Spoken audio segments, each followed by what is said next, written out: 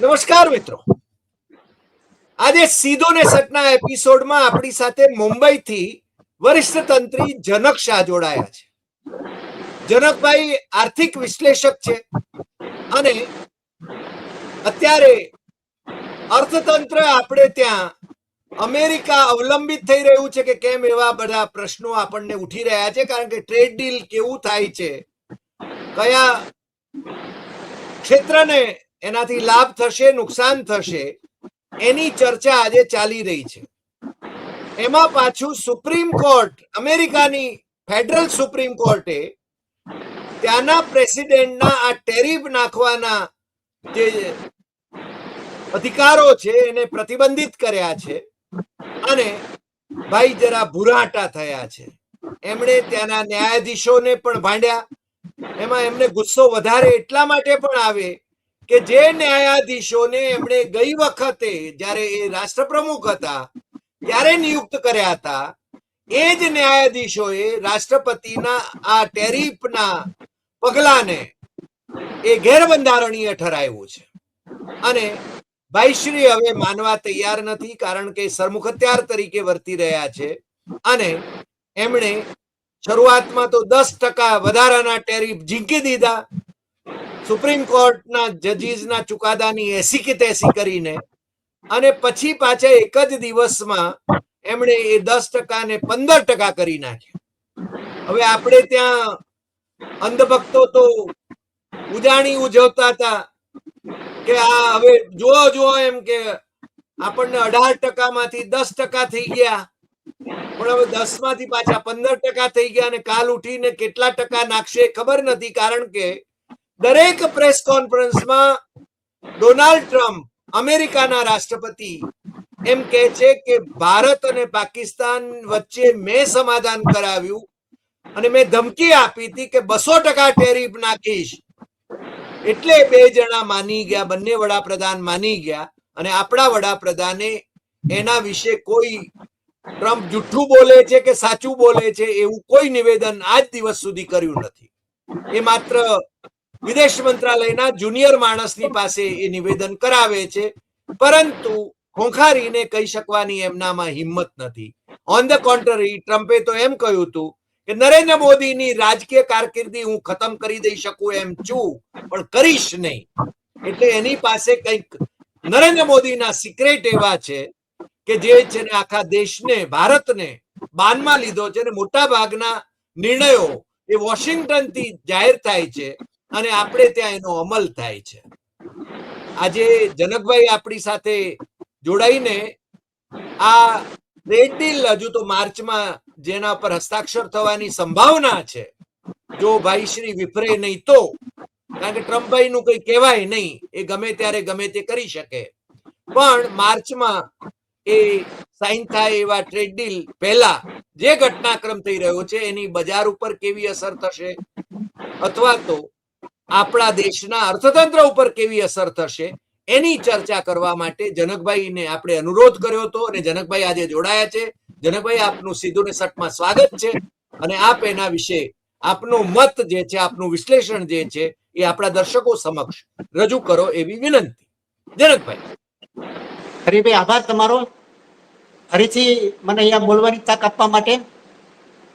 આપણે ગયા એપિસોડ પર 3જી તારીખે ફેબ્રુઆરીએ જે રીતે વાત કરી કે રાત્રે 11:30 વાગે એમણે એનાઉન્સમેન્ટ કરી અને 10 જ કલાકમાં આપણે એપિસોડ તૈયાર કરી અને મૂક્યો. અને એ વખતે આપણે કહ્યું હતું કે ભાઈ ગમે ત્યારે કોથળામાંથી બિલાડું નીકળી શકે, બરાબર. અને હકીકતમાં એવું જ થયું કે કોથળામાંથી બિલાડું નીકળ્યું, બરાબર. હજુ તો આ શરૂઆત જ છે, એક જ બિલાડું નીકળ્યું છે, પણ હજુ બાકીના દિવસોમાં વધુ બિલાડા નીકળશે એવી મને શક્યતા લાગે છે.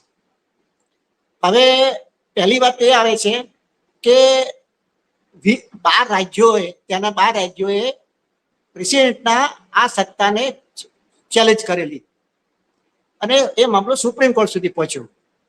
સુપ્રીમ કોર્ટમાં હિયરિંગ ચાલતું હતું અને એક વસ્તુ ક્લિયર હતી કે ચર્ચા દરમિયાન ગમે તે ત્યારે ચુકાદો આવી શકે એવો હતો, થોડા દિવસોનો પ્રશ્ન હતો, બરાબર. છતાં બી આપણા મોદી સાહેબે કેમ ઉતાવળ કરી અને ઘડિયાળ લગ્ન લઈ લીધા એ સમજાતું નથી. બજેટ આવ્યું, એસટીટી ના કારણે 2000 પોઈન્ટ ઘટી ગયું. હવે આ બજારની અંદર જે ધબડકો થયો એને બીજા દિવસે ટ્રમ્પે યુનિલિટરલી જાહેરાત કરી દીધી. યુનિલિટરલી જાહેરાત કરવા પાછળના ટ્રમ્પના 3 કારણો હતા. એક તો એ 3 રાજ્યોમાં એમની બહુ ખરાબ હાર થઈ હતી અને મિડ ટર્મની અંદર પણ એમને સારો દેખાવ કરવો હોય તો વોટર્સને ખુશ કરવા માટે એમને ઇમિડિયેટ આપણી પાસે આ ટ્રેડ ડીલ કરાવવું હતું અને તેના વોટર્સને કહેવું હતું કે જો ભાઈ મેં આ ડીલ મારી શરતે કરાવી. એટલે એક્સ ઉપર ટ્વિટર ઉપર જાહેરાત કરી દીધી કે હું 18% ટેરિફ નાખું છું અને આપણા મોદી સાહેબે એને આવકારી પણ દીધી અને પછી તો એનડીએની મિટિંગમાં હારતોરા બી થઈ ગયા, ઉત્સવ બી ઉજવાઈ ગયો. હવે આ પરિસ્થિતિમાં પહેલી વાત એ છે કે કંઈક રંધાયું હોય એવું લાગે છે કે આવી એટલી બધી ઉતાવળ કરવાની કોઈ બહુ જરૂરિયાત હતી નહીં. નંબર 1.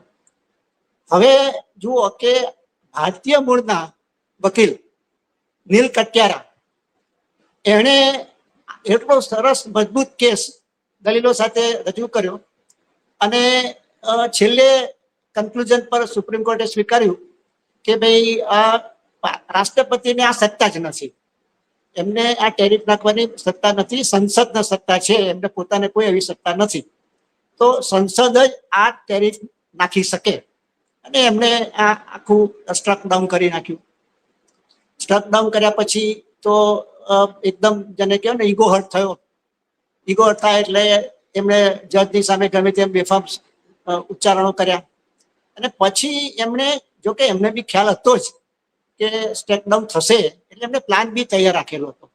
એટલે પ્લાન બીમાં એમણે એ રીતે તૈયાર રાખેલો હતો કે આ જે એમને ઉપયોગ કરેલો એ ઇમરજન્સી એક્ટ હેઠળ એમણે આ ઉપયોગ કરેલો અને સુપ્રીમ કોર્ટે કીધું કે ભાઈ એવી કોઈ ઇમરજન્સી હતી નહીં, યુદ્ધ જેવું કોઈ વાતાવરણ હતું નહીં, છતાં બી તમે આ કલમનો ઉપયોગ કરી અને ટ્રેડ નાખી છે એ ગેરબંધારણીય છે. એટલે એમને બીજી જે ટ્રેડ એક્ટ છે એ ટ્રેડ એક્ટની 122મી કલમ હેઠળ એમણે આ 10%નો યુનિવર્સલ બધા ગ્લોબલ જેને કહેવાય ને ટેરિફ બધા ઉપર નાખી દીધી.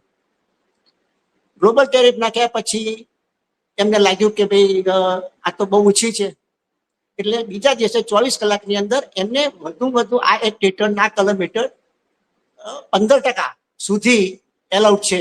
તો એમને કહ્યું કે ભાઈ હવે એમને લાગ્યું કે 15%નું મને શસ્ત્ર હાથમાં આવ્યું છે તો હું 10% સોપ નાખું એટલે 15% નાખી દીધી. 15% નાખી એની વેલિડિટી 150 દિવસની છે એટલે 150 દિવસ સુધી એનું આ અમલીકરણ થઈ શકે ને પછી જ એમને સંસદમાંથી એપ્રુવલ કરાવવી પડે અને આ જે છે એ 24મી તારીખથી ઇફેક્ટિવ બનશે. હવે આ પરિસ્થિતિમાં ભારત સરકાર શું વલણ લેશે એની આપણે રાહ જોતા હતા. હવે ભારત સરકારનું સ્ટેન્ડ આવી ગયું. પિયુષ ભાઈએ કીધું કે ભાઈ અમે આ ચુકાદાનો અભ્યાસ કરી રહ્યા છીએ અને અમે એના અસરો શું થાય એનો સ્ટડી કરી અને પછી નક્કી કરીશું. એટલે એનો અર્થ એ થયો કે સરકાર અત્યારે દ્વિધામાં છે. સરકારે દ્વિધામાં છે કે હવે શું કરવું એમ કે ભાઈ આપણે આ ટ્રેડ ડીલ રિકન્સિડર કરવું, કન્ટિન્યુ કરવું, ડિસકન્ટિન્યુ કરવું, ટર્મ્સ કન્ડિશનમાં ફેરફાર કરવો કે હજી ચાલુ રાખવું. એટલે હવે અત્યારની પોઝિશનમાં આપણે અત્યારે એવી પોઝિશન છે કે લટકતી તલવાર છે. જો સરકાર સ્વીકારી લે અને અત્યારે જે ડીલ ઇન્ટરિમ ડીલ થયું છે એ સ્વીકારી લે એઝ ઇટ ઇઝ, જો કાલે સવાર સુધીમાં એનાઉન્સમેન્ટ આવે તો માર્કેટની અંદર એક પરિસ્થિતિ ઊભી થાય કે એમાં ઉછાળો આવે. જો આવતીકાલે સવારે 9 પહેલા ગવર્મેન્ટ ક્લેરિફિકેશન કરે કે ભાઈ અમે સ્વીકારતા નથી અને અમને માન્ય નથી અને અમે રિકન્સિડર કરવા માંગીએ કે બધી ટર્મ્સ કન્ડિશન નવેસરથી કરશું તો માર્કેટની અંદર નેગેટિવ ઇમ્પેક્ટ આવે. આ બે સિનારિયા અલગ અલગ છે. બરાબર. અત્યારના સંજોગો જોતા એવું લાગે કે નિફ્ટી આ 15%નું નાખ્યા પછી ગિફ્ટ નિફ્ટી જે છે એ 320 પોઈન્ટ પ્લસમાં બંધ રહી હતી અને એ જોતા 320 પોઈન્ટ નિફ્ટી બંધ રહ્યું, ડાઉ જોન્સ બી 200 પોઈન્ટ પ્લસમાં રહ્યો છે. એ જોતા અત્યારની પરિસ્થિતિ એઝ ઇટ ઇઝ રહે તો આવતીકાલે 200 પોઈન્ટ નિફ્ટીમાં ઉછાળો આવી શકે. હવે જેને કહેવાય ને કે ભાઈ પ્રોફેશનલ જર્નલિઝમના હાઈએસ્ટ સ્ટાન્ડર્ડ જે કહેવાય એ જાળવવાના ભાગરૂપે હું મારા ડિસ્ક્લેમર પણ આપું છું કે મારું શેર બજારની અંદર 1 રૂપિયાનું પણ રોકાણ નથી. એટલે આવતીકાલે બજારમાં તેજી થાય કે મંદી થાય એમાં મારું કોઈ વેસ્ટેડ ઇન્ટરેસ્ટ નથી. હા, મને એકેડેમિક ઇન્ટરેસ્ટ ખરો બજારની અંદર, ઇકોનોમીની અંદર, કોમર્સની અંદર, ઇકોનોમી, પણ આ એક ડિસ્ક્લેમર કરવું જરૂરી છે કે જેથી આપણા દર્શકોને ક્રેડિબિલિટી, આપણી ચેનલમાં ક્રેડિબિલિટી પણ ઊભી થાય કે આપણા વેસ્ટેડ ઇન્ટરેસ્ટ નથી. હવે આ પરિસ્થિતિમાં આવતીકાલે વધુ જેને કહેવાય ને કે ભાઈ 25,500 નું જેને કહેવાય કે સપોર્ટ લેવલ આવે અને 25,650 નું રેઝિસ્ટન્સ લેવલ આવે. તો આ બેની વચ્ચે જેને કહેવાય ને રેન્જ બાઉન્ડ પરિસ્થિતિ માર્કેટની રહે. હવે પરિસ્થિતિમાં બીજી એ જોઈએ કે આમાં એલ્યુમિનિયમ અને સ્ટીલ જે છે એને લાગુ પડવાનું નથી. એટલે એ આમાંથી પહેલા પણ બાકાત હતું, અત્યારે પણ બાકાત છે. તો આ એક ક્લેરિટી છે કે ભાઈ એની પરની જે પરિસ્થિતિ છે એમાં કોઈ ફેરફાર થવાનો નથી. હવે 10%ના કારણે 15% થયું છે, એના કારણે નેચરલી જે આપણી રીતથી જે વસ્તુ એક્સપોર્ટ થાય છે એ બધી જે જેમ્સ જ્વેલરી છે, ઓટો છે, ટેક્સટાઇલ છે, ડાયમંડ છે, એ બધાના શેરો ઉપર અસરો થવાની છે કે ભાઈ 10% ને 15%માં ફરક પડે. ઓલરેડી આપણી જેને કહેવાય કે અસર થયેલી જ છે. ઓવરઓલ જોવા જઈએ ને તો 18% અને 15%, 3%નો જ ગેપ રહ્યો છે. હવે આ 3%ના ગેપની અંદર બહુ મોટી ઉથલપાથલ થવાની શક્યતા બહુ ઓછી છે, કારણ કે હવે 3%ની એ બહુ સામાન્ય વસ્તુ છે. હવે સરકાર રિકન્સિડર કરે કે ન કરે એમાં 2 પોઈન્ટ છે. એક પોઈન્ટ એ છે કે અત્યારે આપણે જે કન્સેશનો આપ્યા છે, હવે એ કન્સેશનો આપ્યા પછી જે નવા આ તો જેને હતું ટેમ્પરરીનું હતું, મિડ ટર્મ હતું, આ વચગાળાનું હતું. હવે ફાઇનલ જે છે એની અંદર જો આ જ રીતે વધવાનું હોય તો એક સિનારીઓ અલગ છે, પણ જો ન વધે તો શું થાય, અને નવી સતી બધી કન્ડિશનો આપણે એ કરવી. બીજું કે યુનિફોર્મ ટેરિફમાં 2 દેશો, અલગ અલગ દેશોની પરિસ્થિતિ બેની અલગ અલગ હોય. હવે બધાને એક જ સરખા રાખવા, કારણ કે ધારો કે એક્સ કન્ટ્રીનો બાર્ગેનિંગ પાવર વધારે હોય, વાયનો ઓછો હોય, પેલાનો વધારે હોય, તો બધાને દરેકને પોતાની પોઝિશન પ્રમાણે એને ટકાવારીમાં વધઘટ કરવાનો કે એ કરવાનો જે અવકાશ છે એ હવે ઓછો થઈ ગયો, કારણ કે યુનિફોર્મ કરી નાખી છે. બરાબર. તો આ એક પણ મોટો ફરક પડી શકે એવી શક્યતા લાગે છે કે ભાઈ હવે આપણે કરવું જોઈએ શું. હવે મારો પોતાનો પર્સનલ ઓપિનિયન એવો છે કે આપણે ટ્રેડ ડીલ છે ને એ હવે ટર્મિનેટ જ કરી નાખવું જોઈએ અને નવેસરથી નવી ટર્મ્સ, નવી કન્ડિશન પ્રમાણે જ નવેસરથી શરૂ કરવું જોઈએ. કારણ કે આપણે પહેલી વાર તો એ છે કે આઝાદી પછી ફર્સ્ટ ટાઈમ આપણે એને કે એગ્રીકલ્ચરને ઓપન કર્યું. બરાબર.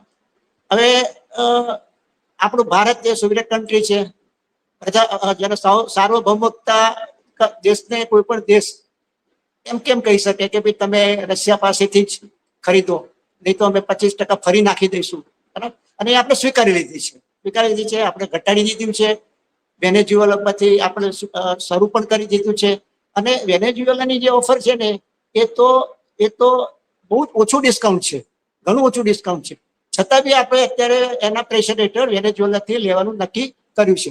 તો હવે આ પરિસ્થિતિમાં અત્યારે તો એવું લાગે છે કે આપણે ગીવ એન્ડ ટેકમાં જેને કહે ને આપણે ગીવ વધારે કરી દીધું છે, ટેક ઓછું કર્યું છે.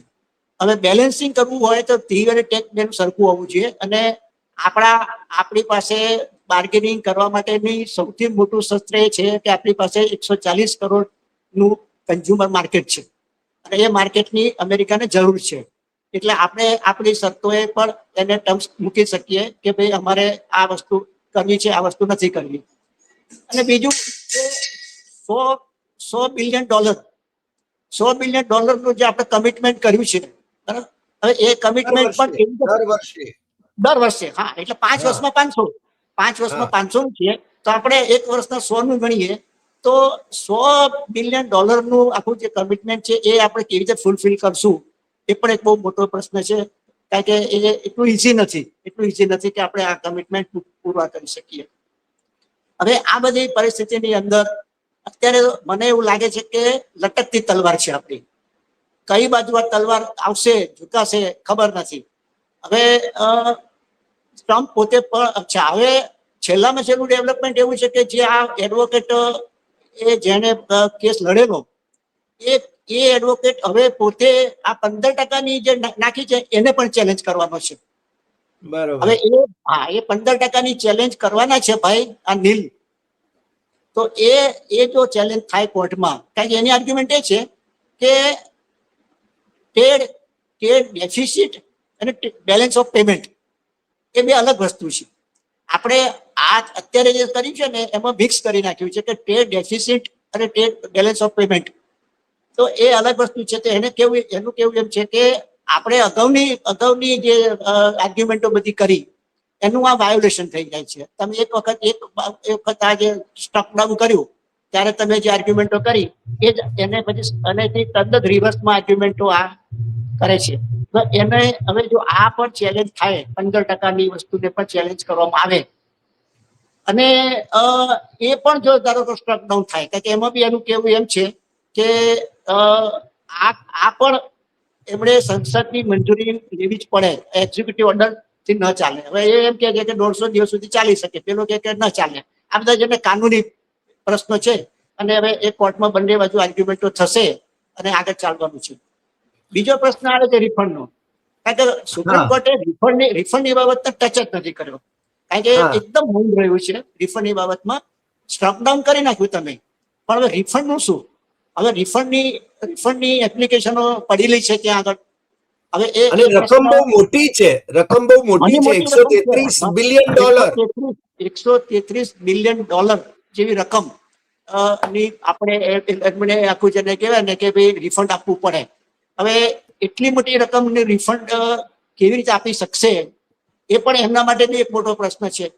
હવે એ રિફંડની બાબતમાં જો હારી જાય અને સુપ્રીમ કોર્ટ અત્યારે નહીં તો ભવિષ્યમાં બી આ કેસ આવશે બોર્ડ ઉપર, અને જ્યારે ચુકાદો આવશે અને જો હારી જાય અને જો રિફંડ ચૂકવવાનું આવે તો અમેરિકાની ઇકોનોમીને બહુ જ ભયંકર નુકસાન થાય એવું છે, ખૂબ જ નુકસાન થાય એવું છે. દેવું વધે. હા, કારણ કે આટલું મોટું. અને બીજું કે હવે રિફંડ તમે લઈ લીધું છે તો કોની પાસેથી વસૂલ કરશો? વસૂલ કરવો તમે કોની પાસેથી વસૂલ કરશો? અને પેલો એમ કે છે, હવે આ તો એમ કે છે કે ભાઈ મેં તો પૈસા જે આવે તા એ વેલફેરમાં વાપરી નાખે, બરાબર. હવે મારી પાસે પૈસો નથી, સરકાર પાસે પૈસો ના હોય, પાર્ટી પાસે વસૂલ કરવાનો, એમાં કોની પાસે તમે ઉઘરાવા પૈસા જશો અને કોની પાસે રિફંડ લેશો? એ બહુ પેચીદા પ્રશ્નો છે અને બહુ અઘરું કામ છે. તો આ પણ એક રિફંડનો ઇસ્યુ પણ બહુ જેને કહેવાય ને કે ક્રિટિકલ છે. આપણા પક્ષે જેને કહેવાય ને કે અત્યાર સુધી જે ભૂલ કરી છે આ ટ્રેડ ડીલ કરવાની અને ઓપન કરવાની, એ સુધારી લેવાની આ એક તક ઊભી થઈ છે. અને એ તક આપણને સામેથી મળી છે કે ભાઈ હવે તમે રદ કરો છો કઈ નહીં, હવે અમારી રદ છે, ચલો અમે સામેથી રદ તો કરતા જ નથી ને, તમે અમને કારણ ઊભું કર્યું છે. પણ હવે એ પ્રશ્ન આખો શું છે કે બહુ જેને કહેવાય ને બહુ મુશ્કેલ છે મોદી માટે એ રદ કરવું મુશ્કેલ છે. કારણ કે આપણે જાણીએ છીએ કે એમણે ટ્રમ્પે પણ કીધું જ છે કે હું તમારી પોલિટિકલ કેરિયર હું ખતમ કરી શકું એમ છું પણ નહીં કરું, બરાબર. એટલે ક્યાંક ને ક્યાંક કોઈક એવી નબળી કડી ટ્રમ્પ પાસે છે કે જે મોદી પાસેથી પોતાનું ધાર્યું કરાવે છે. હવે આ પરિસ્થિતિમાં જેને કહેવાય ને કે ચાન્સીસ રીનેગોશિએટ થવાના કે પછી રદ કરવાના બહુ ઓછા છે. હવે જોઈએ, વેટ એન્ડ વોચ કરવાનું છે, આગળ શું થાય છે જોઈએ આગળ. પણ જનકશાહ એવું માને છે કે આ ટ્રેડ ડીલ છે એને રદ કરી નાખવું જોઈએ, કરી નાખવું જોઈએ. યસ, કરી નાખવું જોઈએ. ભારતના હિતમાં, ભારતના હિતમાં. દેશના હિતમાં છે. અને સૌથી પહેલા તો એ વાત છે કે આપણે પહેલો એક આપણું સાર્વભૌમત્વ રક્ષણ કરવું જોઈએ. આપણે યસ. ધારો કે વેપારી માણસ છીએ એટલે આપણને રૂપિયા મળી જાય એટલે આપણે દેશનું સાર્વભૌમત્વ વેચી દઈએ એનો કોઈ મતલબ નથી ને. અત્યાર સુધીમાં 47 પછી ફર્સ્ટ ટાઈમ આપણે સાર્વભૌમિકતાને વેચી દીધી છે. અણુ સંધિ વખતે પણ આપણે એ નથી કર્યું. મનમોહનસિંહે જુઓ કે એ વખતે એમને નમતું નથી જોખ્યું. તો આમાં શા માટે જોખવાની જરૂર છે? તો આ એક તક છે કે આપણે એમ કહી શકીએ કે ના ભાઈ તમે હવે જે રીતે વાત કરો છો એ જોતા તમને બહુ રસ નથી, આપણે રદ કરીએ. અને અને રદ ન કરવું હોય તો એમ કે આપણે ક્લોઝ ટુ ક્લોઝ નક્કી કરીએ કે ચલો રીકન્સિડર કરીએ. આપણે રીકન્સિડર હવે કરે. આપણે કરીએ ને કે ભાઈ અમે હવે બાર્ગેનિંગ કરવા બેસી જઈએ. અત્યાર સુધી આપણે નમતું જોખ્યું અને એમની શરતો બધી માન્ય રાખી. હવે આપણે સામેથી બાર્ગેન કરીએ કે નહીં ભાઈ એવું છે ને આ તો નહીં સ્વીકારવું, આ કન્ડિશન નહીં સ્વીકારવું, આ કન્ડિશન નહીં સ્વીકારવું. તો એ હવે આપણી માટે એક તક ઊભી થઈ છે. હવે આ તક કેવી રીતે ઝડપે છે એ પણ એક સવાલ છે, જોઈએ. હવે જનક આમાં બીજો એક પ્રશ્ન પણ છે, જેમ કે ધારો કે ચાઇના સાથે આપણે છે ને દર વર્ષે $100 બિલિયન નો લાભ છે ને એને આપણે અપાવીએ છીએ. એટલે મોદી શાસન જ્યારથી આવ્યું ત્યારથી, કારણ કે આપણી એક્સપોર્ટ ઓછી છે, ઇમ્પોર્ટ વધારે છે, અને રોકવા માટેની કોઈ કોશિશ નથી થઈ. અમેરિકા સાથેના વેપારમાં આપણે ફાયદામાં રહેતા હતા, બેલેન્સ ઓફ પેમેન્ટની અંદર આપણને ફાયદો હતો.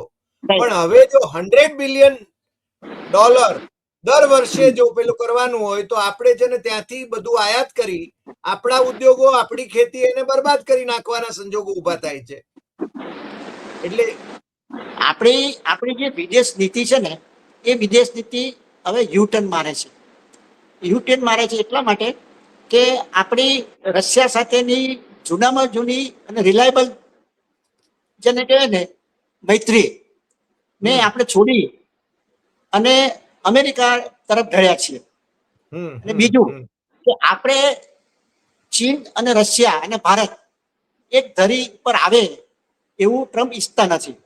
કારણ કે આ એક ધરી જો થાય તો એમને ડોલરની પરિસ્થિતિમાં બહુ મુશ્કેલી ઊભી થાય છે.